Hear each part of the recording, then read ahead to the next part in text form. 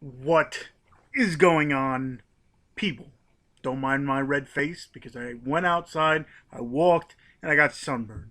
I don't tan, I turn into a lobster. So, in case anybody was wondering, that's why I have a red face.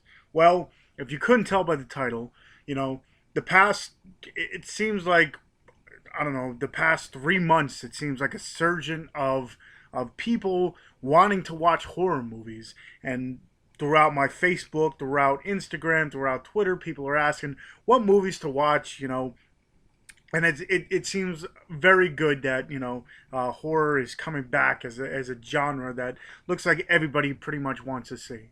So in this video, I'm going to show off the top 5 movies that you might not know about that you should watch. I do actually have other what do you want to call it, honorable mentions, which I'll get into first.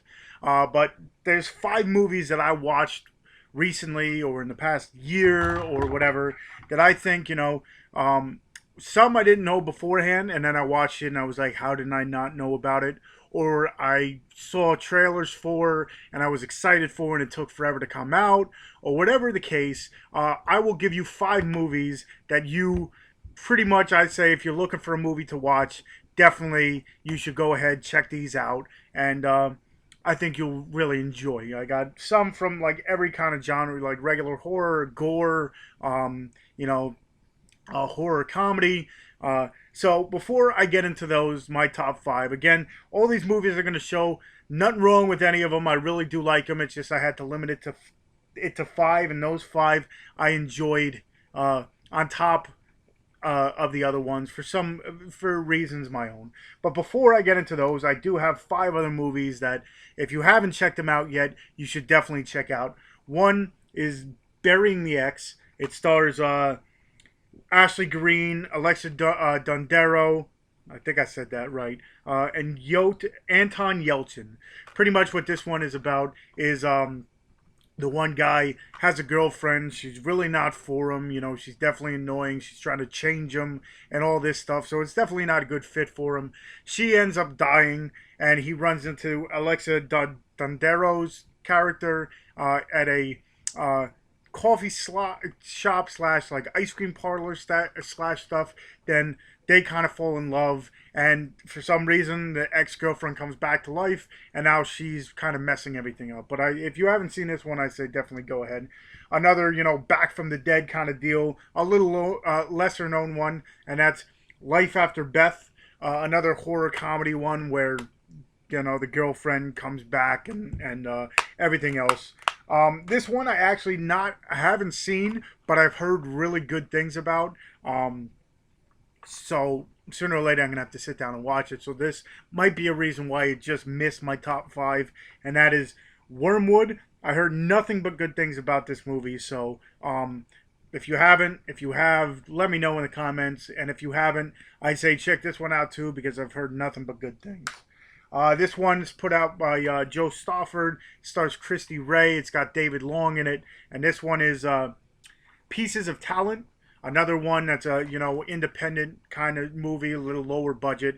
Pretty much, it's about this guy David Long who kind of is a nutcase, if you want to call it that, and this girl Charlotte, who's in it, who kind of helps him out. He gets beat up outside a club, so he ends up she ends up befriending him and everything, and he says he does these movies, and he can put her in one, and little does she know that his movies definitely aren't the ones that she would want to be in. But that's all. I'm going to leave it at that. But definitely go ahead, check out Pieces of Talent. And the other one, I think these are gaining traction. More and more people are knowing about them. But if you haven't heard about them beforehand, there's 3 of them out right now. I don't know if there's going to be a 4th, by director Adam Green. And this is the Hatchet movies. Pretty much, like a new face of terror kind of deal. This guy, Victor Crowley, is this messed up, hillbilly person who's got a deformity and everything, and these people travel to the bayou because they hear about this story. So this guy takes them on like a adventure kind of deal. The one girl's actually looking for her family, and they run into Victor Crowley in this one. In the second one, he comes back, and the third one, one of those never-ending sagas, I guess you want to call it. But if you haven't checked these out, definitely go ahead, check out Hatchet, um, Pieces of Talent, Life After Beth, Burying the Ex, and that was the other one, Wormwood. Again, I haven't seen Wormwood, so I couldn't tell you. But here's my top five movies you definitely should check out that I don't think a lot of people know about. Each one kind of has like a different feel to it. Like I said, some are slashers, some are like mystical, some are horror comedies, some are very gory, I guess you want to call it. So the first one here is put out by director Ian Kessner. He's the writer and director, and also Ransdell is one of the directors. It stars Sarah Fisher, Mark Willoughby, and Jesse Camacho. And this one, among many others, and this one is called Lost After Dark. Pretty much, it's a group of teenagers. They end up skipping a dance to go to this cabin in the woods kind of deal. They steal the school bus that they all go to this dance, but then they pretty much leave it. And they steal the school bus. They are on the way to this cabin, and the school bus breaks down, so they end up having to go into this one, kind of abandoned, I guess you want to call it, house, or what they think is abandoned, and they kind of run into this pretty crazy character, and I guess you want to call it. But this is like an homage to the 80s style slasher. Just the way they dress, the way they talk and everything, the way they, interact with each other. It definitely brings back the 80s slasher feel. I enjoyed it a whole bunch. Like I said, it's an 80s slasher now. I think this came out in 2014. But it's definitely one, if you haven't checked it out, if you're into 80s slashers, if you're into, 80s style movies, I'd say definitely go ahead, check out Lost After Dark if you have not. The second one is a horror comedy that I think is, I know you have, Deathgasm and zombies, what is it, Scout's Guide to the Zombie Apocalypse and all that. You got a whole bunch of these horror movies coming, horror comedy movies coming out, which are definitely good. But this one, I think, for the longest time, my buddy was telling me about it. I never watched it. And this one, I think, is one of the better ones. They are having a second one come out, I guess, just because, well, not just because, but because the first one was such a hit. It's written and directed by Eli Craig, also written by Morgan Jurgenson. Again, horrible with names. But it stars Tyler Labine, Alan Tudyk, and Katrina Bowden. And that movie is called Tucker and Dale versus Evil. Pretty much what this one is about is these two, hillbilly kind of characters. They end up wanting to go out and build their, like, getaway kind of deal. They want to have, this cabin of themselves, so they kind of make it themselves. So they're pretty much just doing their own thing. They're fishing and everything. And on the way to do this, they run into a group of college kids, and, they kind of give off this crazy vibe, I guess you want to call it. So the college kids are already weary of these people, and they happen to run into each other because the house that they got and the college kids' house are like right next to each other. One of the girls ends up getting hurt. They take her in, but the one kid who sees it kind of thinks that they're attacking her. So now this group of college kids are now after Tucker and Dale, and pretty much the hilarity and hijinks that go on throughout this movie definitely just makes it such a fun movie to watch. Again, if you haven't seen it, if you're into the horror genre kind of deals, this one, I'd say definitely, if you haven't checked it out, go ahead, check this one out first over, any other horror comedy that you might want to see. The next one came out recently, I believe, earlier this year, and it's called The Hallow. It's written and directed by Corin Hardy, also written by Felipe Marino. It stars Joseph Mawle, Bojana Novakovic, and Michael McElhatton. I'm horrible with names, but pretty much what this is a family. They end up going into this small little town in Ireland, and the Irish folklore is, in the woods and everything, there's fairies and sprites and all this stuff that you shouldn't go and mess with the forest. Pretty much what this guy comes to Ireland for is for research and stuff, and the local people tell him, hey, listen, don't try anything. Don't start because again, the fairy folk and everything of this forest definitely don't like being messed with. So pretty much he ends up negating that and just going and messing with the forest. And then it's pretty much the forest against this guy. They try to steal his baby and everything. They try to end, well, pretty much get him out of there. But this one definitely, if you're into, the mythological kind of thing, like mystical creatures, I guess you want to call it, this definitely puts a spin on it. Fairies and everything is supposed to be nice, while these ones definitely aren't. This next one came out earlier. I saw it.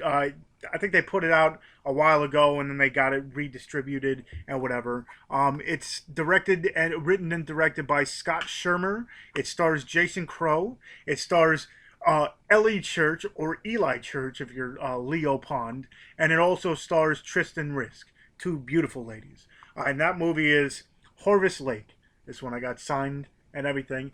Pretty much what this is a group of people, two girls and three guys, I believe.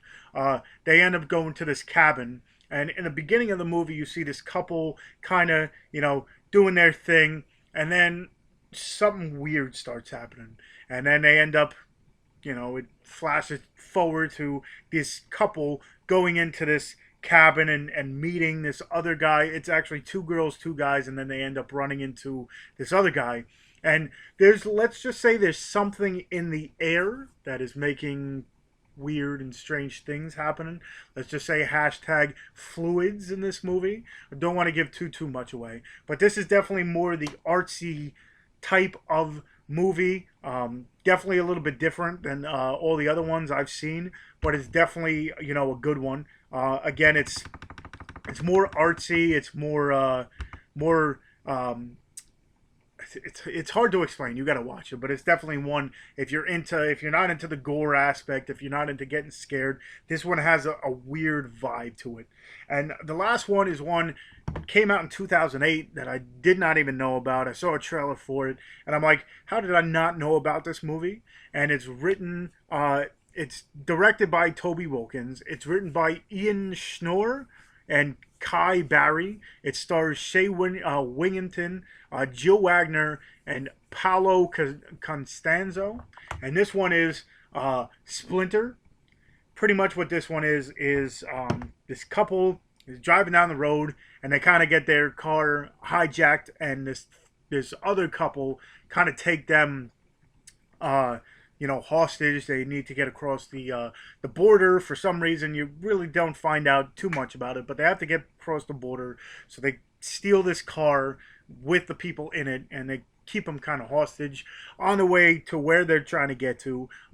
They run over something, and you realize that this thing is a creature of some sort. The only way they can, get away from this thing is to kind of bunker themselves in this gas station, which they think is abandoned until they see what they see. I don't want to get into it, but now it's pretty much them stuck in this gas station trying to fend for their lives against this. The best way I can say it is this porcupine-like creature. It's not even a porcupine. It's just this creature, this mass that keeps on growing, that has these spikes, it's very interesting. I can't describe the creature. It's definitely something you have to see to understand, but it's one of those things where it's very gory. The kills in this are crazy. Just the movement and such of certain things that happen in this are definitely, for some reason I just don't understand how I never heard of this, how whatever, because like I said, 2008, it's been out for a long time. But that's Splinter. So again, check out these if you're interested in, besides, the bigger name movies like the Friday the 13th, the Nightmare on Elm Street, Halloween movies. Definitely go ahead, check out Lost After Dark, Tucker and Dale versus Evil, The Hallow, Harvest Lake, and Splinter. I'll leave all the information for everything. You can pretty much find all these on Amazon, so if you want to go out and buy them yourself, if you want to go on Netflix, to tell you the truth, I don't know if they're all on there. I really don't use Netflix, so they possibly might be on there if you look up the horror section. But definitely, I'd say those are my top 5, lesser known or not, rarely talked about movies to definitely go ahead check out. Again, check out the honorable mentions, which I mentioned. And yeah, hopefully you enjoyed this. Hopefully this gives you a little bit more insight into, horror movies that you might not have known about. And yeah, I guess if you enjoyed this, give it a thumbs up. If you know someone who might need, movie recommendations, go ahead, share this video. If you haven't already, definitely hit the subscribe button. And yeah, I got 1 day left on my Star Wars giveaway. Actually, a few hours left on my Star Wars giveaway. If you're watching this and you haven't entered in that, you got about 6 hours left. And yeah, I guess until the next time, I'll see you guys.